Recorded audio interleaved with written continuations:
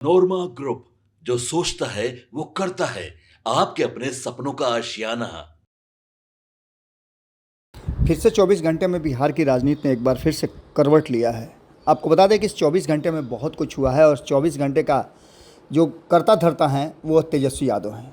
जैसा कि आपको पता होगा कि दिल्ली में तेजस्वी यादव की मुलाकात कांग्रेस के नेताओं से हुई थी और उसको लेकर के बिहार में बहुत सारी बातें कही जा रही थी। कहा यह जा रहा था कि महागठबंधन में सब कुछ ठीक ठाक नहीं है, लेकिन इसके बावजूद एनडीए गठबंधन में जिन बातों को लेकर के चर्चा चल रही थी और 2 दिन पहले जो घटना हरियाणा में घटी थी नायाब सिंह सैनी वाली, उसको लेकर के नीतीश कुमार नाराज थे। तो नीतीश कुमार को कुछ हद तक राहत मिली थी जब कांग्रेस और तेजस्वी यादव के बीच में खटपट की बात सामने आई थी। कहा गया था कि तेजस्वी यादव को मुख्यमंत्री का चेहरा मानने के लिए कांग्रेस तैयार नहीं है। लेकिन अब इन सारी बातों को लेकर के जो वर्तमान परिस्थिति बनी है वो स्टोरी को पूरी तरह से अब क्लियर कर चुकी है।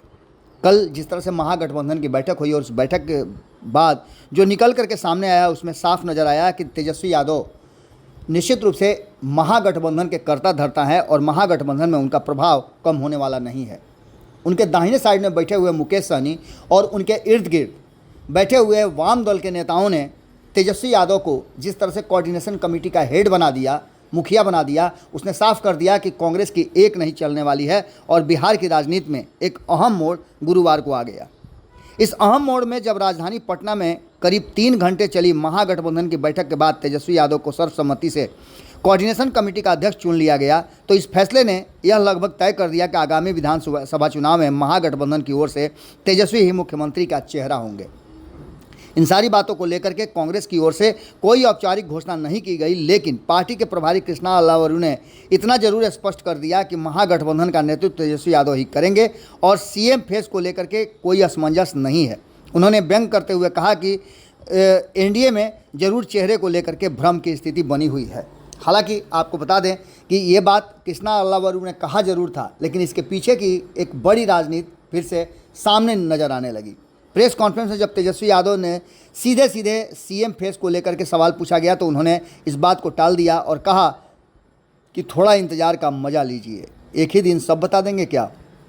इन सारी बातों को लेकर के पारस पर भी बात हुई और इसी बीच में आपको बता दें कि खबरें तो ये भी आ रही है कि इन अंदर खाने में एक बात जो चल रही है वो ये है कि चिराग पासवान से भी संपर्क किया गया है। हालांकि इस बात से अभी पूरी पुष्टि नहीं हुई है, इसलिए इस खबर पर हम ज़्यादा तवज्जो नहीं दे सकते हैं। लेकिन आपको बता दें कि राष्ट्रीय जनता दल कांग्रेस वीआईपी के साथ साथ वाम दल के तीनों प्रमुख सीपीआई, सीपीआईएम, सीपीआईएमएल के वरिष्ठ नेता मौजूद थे। निर्णय लिया गया कि महागठबंधन जिस जिला स्तर से लेकर के प्रखंड स्तर तक समन्वय समिति का गठन करेगी। जिस तरह से एनडीए गठबंधन पूरी तरह से अपनी तैयारी कर रहा है और लगातार जिस तरह से एनडीए गठबंधन अपनी ताकत बढ़ा रहा है, ये सारी बातें कहीं ना कहीं अब महागठबंधन की तरफ से भी होगा। इन सारी बातों को लेकर के बैठक में शामिल मुकेश सहनी ने साफ कर दिया कि हमारे गठबंधन में कहीं कोई भ्रम नहीं है। इस बार तेजस्वी यादव मुख्यमंत्री बनेंगे और अगर मौका मिला तो मैं डिप्टी सीएम बनूंगा। उन्होंने कहा कि नीतीश कुमार के पोस्टर लगाने से कुछ नहीं होगा, जनता अब बदलाव चाहती है। ये सारी बातें हो रही थी कि इसी बीच में आपको बताएं कि और भी कई चीज़ें सामने नजर आई। इसमें कृष्णा अल्लावरू को लेकर के, उनके बयान को लेकर के भी कई बातें कही गई। तो वहीं आपको बता दें कि एक बहुत ही महत्वपूर्ण बात जो सामने निकल करके आई कि इस मीटिंग के बाद जिस तरह से 24 घंटे में एक बार फिर से सारा का सारा सिस्टम बदल गया है और सारी बातें साफ साफ नज़र आ रही है कि क्या कुछ होने वाला है। तो वहीं आपको बता दें कि एक सबसे जो महत्वपूर्ण बात निकल करके आई उसमें कांग्रेस के एंगल पर भी चर्चा हो रही थी। तेजस्वी यादव महागठबंधन कोऑर्डिनेशन कमेटी के चेयरमैन बने तो महागठबंधन का चेहरा वही होंगे, ये बात तो साफ हो गया। लालू यादव पिछले साल तक लोकसभा चुनाव में राजद की ड्राइविंग सीट पर थे।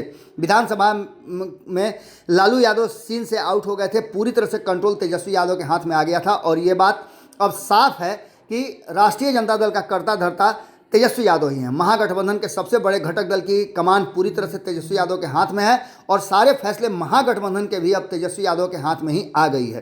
तेजस्वी की महागठबंधन का चेहरा है, तेजस्वी ही बिहार में महागठबंधन है, ये बात भी अब साफ हो गई है। कांग्रेस जितना भाव खा रही थी वो कहीं ना कहीं अब समझ में आने लगा है। कांग्रेस को पूरी तरह से अलग थलग कर दिया तेजस्वी यादव के इस दांव और पैतरे ने। खास करके मुकेश सहनी का मुखर होकर के बोलना और मुकेश सहनी का पूरी तरह से कांग्रेस का विकल्प तैयार होकर के खड़ा हो जाना और तेजस्वी यादव का फुल सपोर्ट करना कहीं ना कहीं इस बैठक की सबसे बड़ी उपलब्धि रही। लेकिन इन सबके बावजूद अब बिहार में आने वाले चुनाव में आखिर आमना सामना किससे होगा? तो एक तरफ भारतीय जनता पार्टी जो अपने दम पर चुनाव लड़ना चाहती है और कहीं ना कहीं धीरे धीरे ही सही लेकिन तेजस्वी यादव और के सामने अब सम्राट चौधरी को खड़ा कर चुकी है, क्योंकि आपने देखा भी होगा कि सम्राट वर्सेस तेजस्वी जमकर होने लगा है और बयानों में भी ये साफ साफ दिखाई देने लगा है। तेजस्वी ही गठबंधन का चेहरा है, ये तो तय हो गया। और कांग्रेस जितना भाव खा रही थी वो बैकफुट पर नजर आ रही है, अपनी किरकिरी खुद ही करवा रही है। इसके नए प्रभारी जो हैं संगठन को खड़ा करने के बजाय खत्म करने के बजाय की शुरुआत कर चुके हैं। बिहार जैसे राज्य का प्रभारी कांग्रेस ने ऐसे नेता के हाथ में दिया है जो न तो बिहार कांग्रेस को समझता है और न बिहार को समझता है। ये बातें भी उनके कल बयान से साफ साफ समझ में आ गई।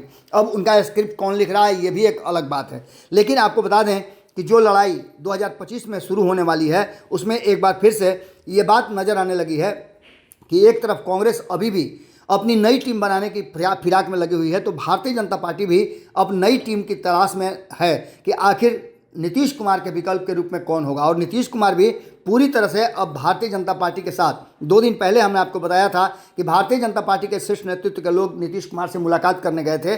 नीतीश कुमार ने सीधे तौर पर सारी बातों के लिए और सारे समझौते के लिए सभी बातों के लिए 2 लोगों को ऑथराइज कर दिया था। इसकी सूचना आई थी, एक तो विजय चौधरी और दूसरे विजेंद्र यादव को सामने खड़ा करके कहा था कि अभी जो भी फैसला होगा जदयू का यही दोनों महागठबंधन के रूप में करेंगे। इन सारी बातों को लेकर के एक तरफ भारतीय जनता पार्टी नीतीश कुमार का विकल्प तलाशने की कोशिश कर रही है और नीतीश कुमार को साथ भी रखना चाहती है। तो वहीं आपको बता दें कि महागठबंधन में जितना भाव खा रही थी भारतीय जनता पार्टी और जिस तरह का परिवर्तन उसने किया था पिछले 2 महीनों में, जिस तरह का आपने देखा होगा कि राष्ट्रीय जनता दल से दूरी बना करके रखना चाहती थी और एक संदेश दे रही थी कि वो कुछ अलग करना चाहती है।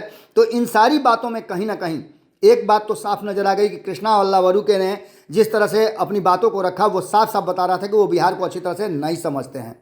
आपको बताएं कि इन सारी बातों को बिहार जैसे राज्य का प्रभारी कांग्रेस ने ऐसे व्यक्ति को बना दिया है जो बिहार को नहीं समझता है, तो इसका फायदा क्या हो सकता है, उसका घाटा क्या हो सकता है। प्रभारी को भले ही नेतृत्व का संरक्षण हासिल है, लेकिन बिहार कांग्रेस के जो नेता हैं वो इतने अनुभवी हैं कि चलते चलते इनको कहाँ निपटा देंगे ये पता भी नहीं चलेगा। जो लोग कभी अभी तेजस्वी यादव को नेता नहीं मान रहे हैं वो कुछ दिनों में प्रभारी की बुद्धि और विवेक पर भी सवाल उठाने लगेंगे।